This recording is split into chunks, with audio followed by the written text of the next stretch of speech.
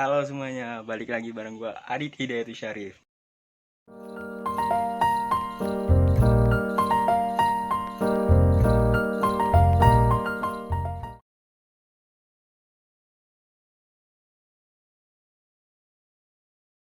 Jadi gue merupakan mahasiswa akuntansi dari Universitas Bakri, dan pada video kali ini gue mendapat tugas lagi nih, tugas dari program studi gue akuntansi, yaitu mengerjakan laporan arus kas metode tidak langsung atau indirect method.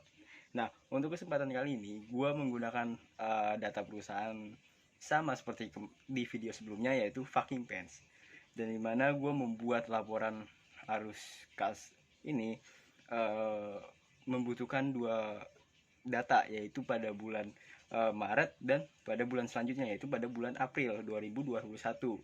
Untuk mengumpulkan mengerjakan arus kas metode tidak langsung, yang kita butuhkan itu apa sih? Yang pertama yaitu ada SOFP, Statement of Financial Position, dan yang kedua income statement.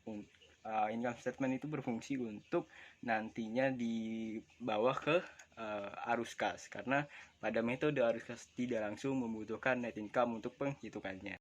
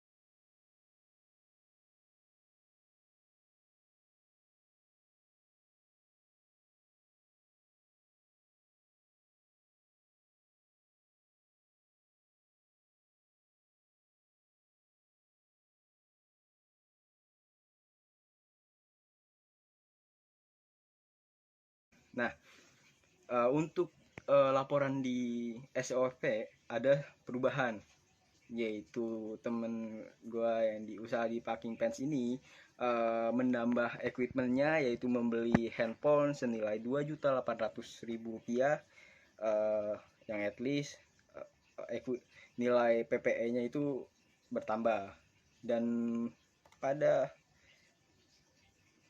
current aset pun terdapat akun baru, yaitu seperti account receivable, yang dimana orang-orang berhutang kepada perusahaan fucking pants ini.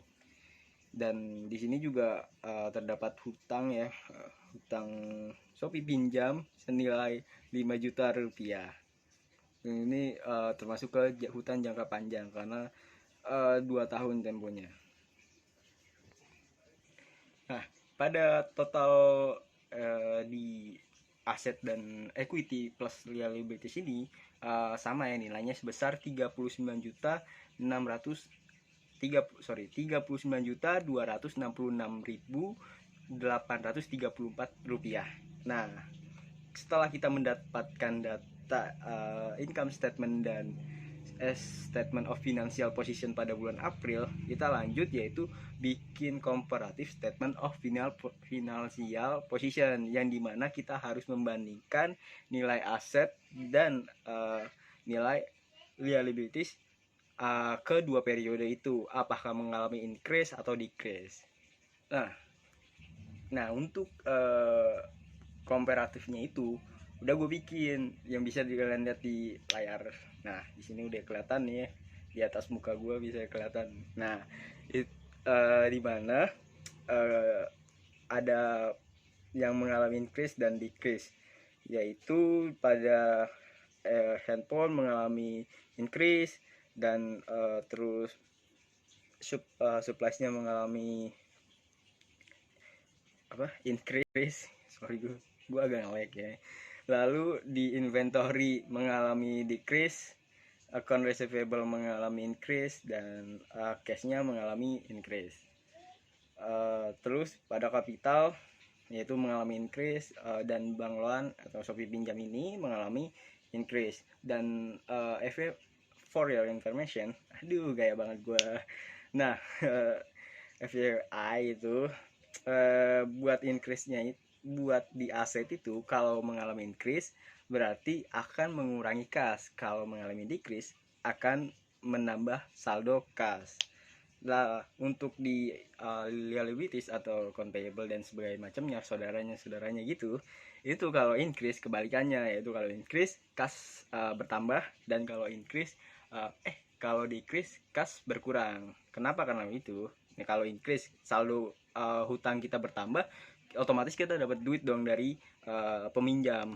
Nah maka dari itu saldo kas bertambah. Sedangkan kalau hutang kita decrease, ada saldo hutang yang berkurang, kita kan harus mengeluarkan uang kita untuk melunasi hutang tersebut.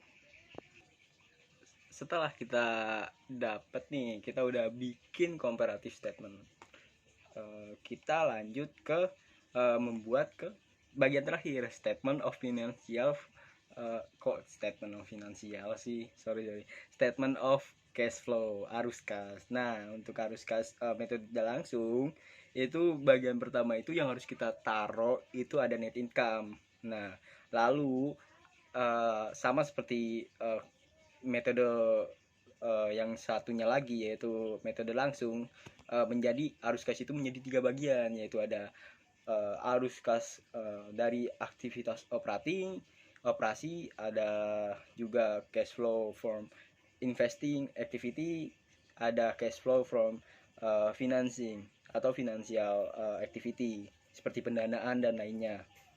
Nah untuk mengetahui pemisahan bagian-bagian tersebut itu mudah banget gitu. Yang pertama seperti lihat aja judulnya, cash flow from operating activity, berarti kegiatan yang operasional berjalan terus menerus gitu, atau jangka waktu yang pendek gitulah istilahnya.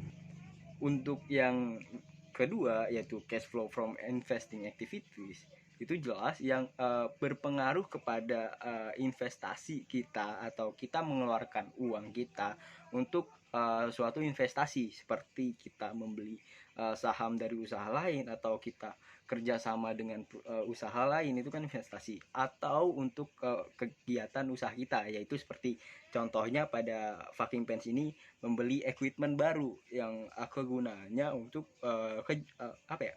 berjalannya usaha gitu. Dan yang ketiga cash flow from financing activities, yaitu pendanaan, yang dimana misalkan kita meminjam uang dengan jangka waktu yang panjang, nah itu masuk ke financing. Nah ya setelah kita mengetahui pendataan tersebut, terus bagian-bagian yang mana yang harus kita masukin, nah kan kita tinggal masukin aja ya. Nah, untuk di cash flow from activities itu pertama kan ada net income yang harus kita masukin untuk mengetahui jumlah pengeluaran kas. Dan net income ini kan dapatnya dari income statement dong. Nah, di income statement itu kita harus cari lagi mana pengeluaran atau pendapatan yang dicatat pada income statement tapi pada nyatanya tidak mempengaruhi kas. Dan contoh pada kasus ini yaitu depreciation expense, yang dimana di income statement itu mengurangi pendapatan tapi untuk di kas si depreciation ini kan tidak mengurangi kas kan pada nyatanya, jadi harus dikembalikan lagi, harus di istilahnya pembalik lah gitu.